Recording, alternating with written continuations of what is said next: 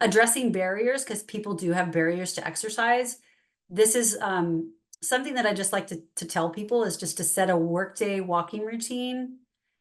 Get out on weekends or into nature whenever you can. Increase your workout intensity as you get stronger, and pay attention to your rate of perceived exertion, because if something you're doing is really easy, that's when you should try to pick up to get to moderate rate of perceived exertion. And to find a partner to exercise with, because that actually helps with motivation and connection.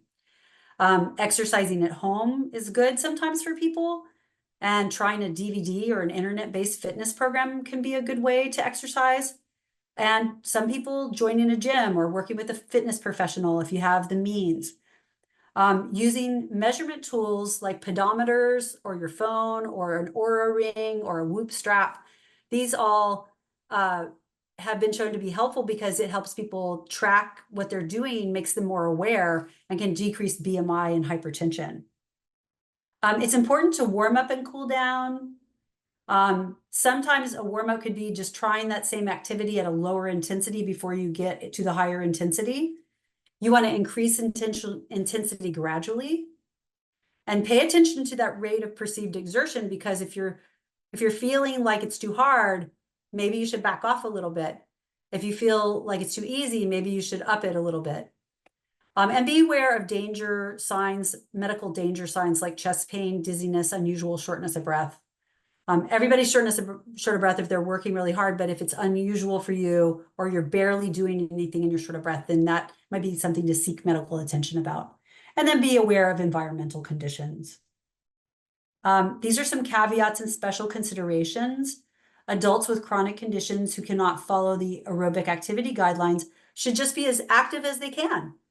Any activity helps. 2 minutes an hour helps. Adults who have chronic conditions should do resistance training 2 to 3 times a week on non-consecutive days, so not all in a row, to give time for rest as much as possible.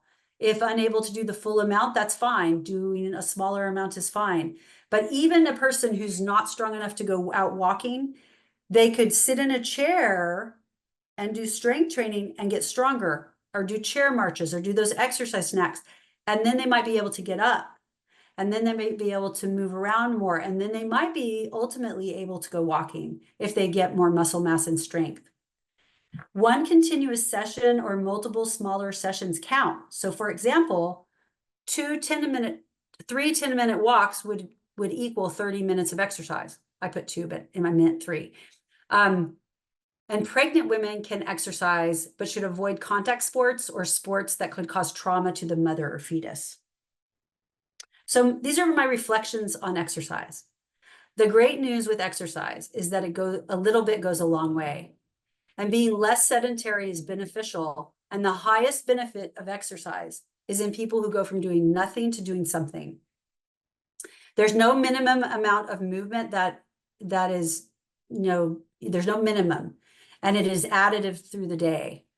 So 2 15-minute walks is just as good as if you go out and walk for 30 minutes straight.